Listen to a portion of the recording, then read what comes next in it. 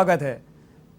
राजधानी जयपुर में मुख्यमंत्री अशोक गहलोत की अध्यक्षता में गहलोत कैबिनेट की बैठक आयोजित की गई, जिसके बाद कैबिनेट मंत्री प्रताप सिंह खाचरियावास और मंत्री ममता भूपेश ने सचिवालय के कॉन्फ्रेंस हॉल में प्रेस वार्ता करते हुए बैठक में लिए गए निर्णयों की जानकारी भी दी। मंत्रिमंडल की बैठक में Rajiv Gandhi centre of advance technology के रूप में फिनिशिंग स्कूल की स्थापना, भूतपूर्व सीएम पहाड़िया के नाम पर भरतपुर के मेडिकल कॉलेज और स्कूल का नामकरण करने, कृषि मंडी क्षेत्रों का सुदृढ़ीकरण करने, 1000 मेगावाट सोलर पावर प्रोजेक्ट के लिए जैसलमेर में 2397.54 हेक्टेयर भूमि का आवंटन करने, प्रदेश में मेडी टूरिज्म को बढ़ावा देने के साथ नाथद्वारा में वेलनेस सेंटर स्थापित करने के फैसले पर मुहर लग गई। वहीं सामान्य प्रावधायी निधि नियम 2021 में भी संशोधन कर सभी राज्य कर्मचारी जीपीएफ की परिधि में शामिल कर लिए गए हैं। मुख्यमंत्री अशोक गहलोत की अध्यक्षता में मुख्यमंत्री निवास पर हुई राज्य मंत्रिमंडल की बैठक में कई अन्य निर्णय भी लिए गए हैं, जिसमें सौर ऊर्जा को बढ़ावा देने, नेत्र सहायक संवर्ग में पदोन्नति के अवसर बढ़ाने और अन्य जनहित के फैसलों पर सहमति बनी। मंत्रिमंडल ने Rajiv Gandhi centre of advance technology संस्थान को सोसाइटी के रूप में स्थापित करने का निर्णय लिया है।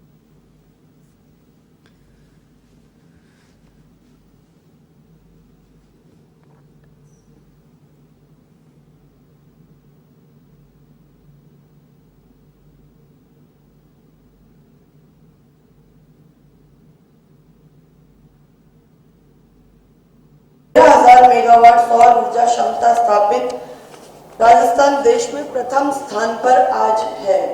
सौर ऊर्जा के क्षेत्र के अंदर राजस्थान प्रथम है और हमारी सरकार जो मुख्यमंत्री अशोक गहलोत जी के निर्देशन में चल रही है, हमारी सरकार की वर्तमान में पॉलिसी है, हमारी कोशिश है कि आने वाले 2024-25 तक का 30,000 मेगावाट उत्पादन तक का लक्ष्य हम लोगों का हमने रखा है कि राजस्थान आने वाले 2024-25 तक 30,000 मेगावाट उत्पादन करने वाला राज्य हिंदुस्तान के अंदर बने।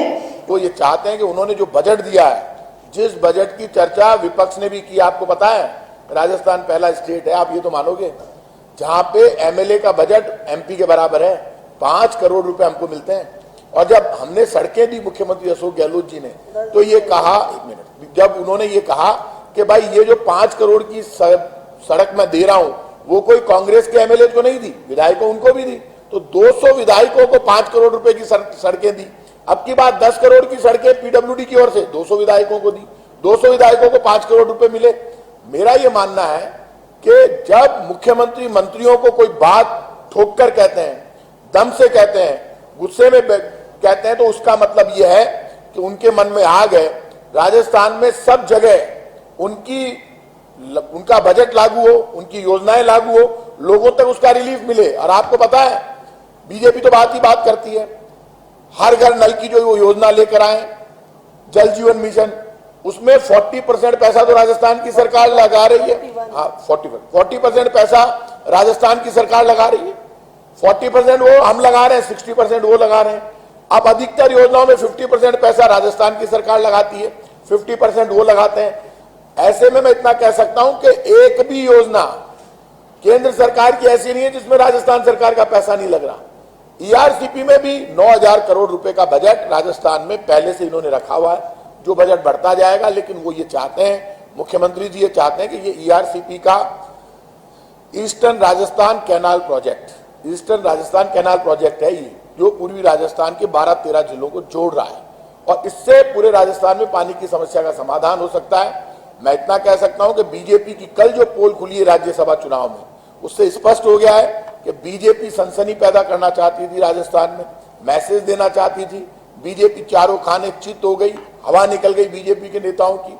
और फ्रस्ट्रेशन में अब वो जो जिस तरह की भाषा बोल रहे हैं, उनको राजस्थान की जनता से माफी मांगनी चाहिए बीजेपी के नेताओं को कि आखिर उन्होंने ऐसा षड्यंत्र क्यों किया, क्या कारण थे।